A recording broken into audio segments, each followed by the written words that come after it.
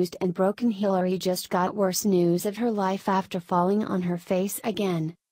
Former presidential candidate Hillary Clinton can't seem to manage to stay on her toes these days. But when it comes to attacking President Trump and his family, she can run a marathon. And although she is currently on a worldwide speaking tour, she still manages to both attack and slip and fall. The former Secretary of State and 2016 presidential candidate seems to be having an extra hard time during her visit to India.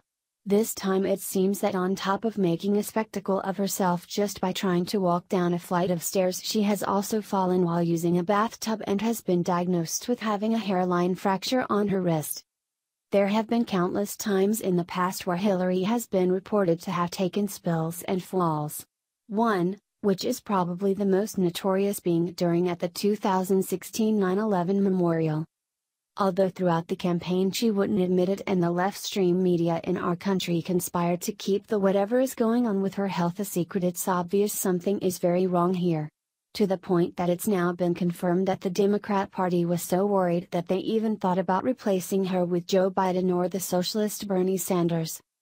But since Democrats were so dead set on beating Donald Trump by telling us how bad our now president would be, they forgot to look right under their noses to see their candidate isn't right. It's not normal for a person to not be able to walk down a few steps or take a bath without needing someone there to help her. Especially at Hillary's age, which by today's standards isn't even close to old. Just look at our President Donald J. Trump. Here is more about what went on behind the scenes during the 2016 presidential campaign via the Conservative. From a physician. I am an internist in a large metro area. It is my job to make diagnoses, often with just my eyes and nose and ears alone. This is especially true in the geriatric community. It is with great consternation that I have seen and read physician evaluations of Mrs. Clinton in the news media. You should never make diagnoses like that without having the patient right in front of you. Furthermore, some of the videos that have been put forward to support these claims have just been Looney Tunes. All that being said, I am deeply concerned about this video. Mrs. Clinton clearly suffered a syncope episode while getting into that van today. The overheating excuse is just ridiculous. A normal healthy individual would never do that type of thing in 80-degree weather unless they had just completed a marathon or something profoundly strenuous. That just does not occur. That immediately puts the light to the overheated excuse that her campaign came up with. Well, you say, could it have been a fainting spell? Possible, but in my 30 years experience as a physician, fainting spells or vasovagal episodes did not usually require 4 or 5 people to throw someone in a van. Furthermore, in that type of event the person almost always slinks straight down or backwards, not forwards. Mrs. Clinton very clearly is going forward. I see the metal object in that video. I haven't a clue what that could be. Nothing in my experience as a physician looks quite like that. Could it have been an ink pen? Regardless, the far more telling issue that you can clearly see in that video around the time the metal is dropped is Mrs. Clinton's right foot. It was clearly being dragged along the street with the anterior portion down on the concrete. I am certain this is how the shoe came off. The comportment of this foot could only mean one thing: her brain or her spinal cord was offline, if ever so fleeting, during that moment. Her right foot was acutely flexed. There are but a few things that can cause this type of issue. Brain or spinal cord trauma, no way this happened. An overdose of powerful sedatives or general anesthesia, again, this seems to not be the case. A seizure, not likely. This type of thing usually occurs in the post-tickle phase after a tonic-clonic seizure, and people who are having this type of thing, do not walk to a van. A stroke or TIA, it is possible but not likely, given her interview on the street just an hour later. It would have had to have been a very fast TIA or transient ischemic attack to recover this quickly. The recovery on this is usually hours or days.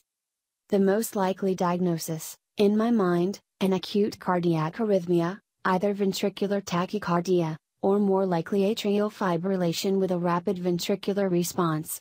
A fib with RVR is very commonly associated with people feeling flushed or overheated, for quite extended periods of time. Dizziness and nausea are also possible. When they exert themselves, it is not unusual at all for them to have complete syncope like she appeared to do today. If not a fib with RVR, it is possible there could have been some other supraventricular tachycardia. There are several different types. A side note, this is not without precedent in modern American presidential history. If you will recall the incident where George H.W. Bush stood up and vomited all over the Prime Minister of Japan at a state dinner. That incident was precipitated by exactly this, a fib with RVR. Why am I gravely concerned about this diagnosis? In my experience as a physician, this can happen at any time. However, it typically and often happens at times of great stress. Cardiac arrhythmias can be very easy to control, or very difficult to control. However, this has often meant retirement for my business executive patients down the years. The syncope events can simply happen at very inopportune times and cause all kinds of havoc for the person and her company. This is not the type of thing that I would want my president to have during a very stressful time. My fear is that it is fully known what is wrong with her, and this is being hidden from the American public. By the way, the diagnosis of pneumonia being put forth by her physician, Dr. Bardak, is just simply imbecile. A patient who would have this kind of event with pneumonia, would not be up and walking around an hour later. If this type of thing happens during pneumonia or any other infection, the patient is almost always suffering from sepsis, and not up and walking. Again, this is imbecile. Third-year medical students know better than this. By the way, as an internist, I have been very concerned about the reporting of the physicians covering Trump and Clinton. There is something clearly mentally wrong with Trump's personal physician. I am not sure what is wrong with that guy, but something clearly ails him. The scrutiny there was deserved and as of yet has not been answered even remotely by the Trump campaign. For the life of me, I do not know why there has not been equal attention on Dr. Bardak, Mrs. Clinton's physician. It has been known for a few weeks to internists in America connected to social media that Dr. Bardak is not board certified by the American Board of Internal Medicine. If you look at the website for the American Board of Internal Medicine, and look her up, abim.org, you will find that she is not board certified. Why would Mrs. Clinton release a medical statement from a non-board certified physician? I have been puzzled by the fact that the national press has made such a deal about the failings of Trump's physician, rightly so, but chirping crickets about the obvious board issues with Dr. Bardak. Any ideas about that?